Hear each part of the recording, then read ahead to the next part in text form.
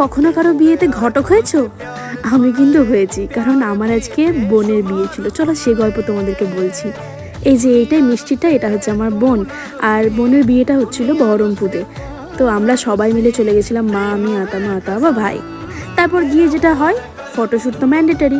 আর এইখানে দেখো যে পাত্র দেখছো, যে বর, যার সাথে আমি অ্যাকচুয়ালি ঘটকগিরি করেছি, হ্যাঁ সেইটাও হচ্ছে আমার একটা জেঠুরি ছেলে।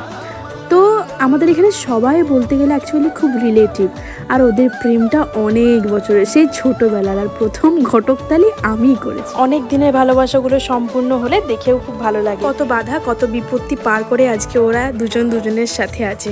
সব থেকে খুশি বোধহয় আমি হয়েছি, আর ওর বাড়ির লোকরা। আর এই জন্য আমি একটা প্রণাম পেয়েছিলাম। যাই হোক, সব কিছু কমপ্লিট করে আমরা সবাই ফিরেছিলাম ফ্ল্যাটে একসাথে। তারপর খাওয়া দাওয়া সেরে আমরা ফিরেছিলাম বাড়ি। সব কিছু শেষে একটাই, তোমরাও আশীর্বাদ করে যাতে ওরা খুব ভালো থাকে সারা জীবন।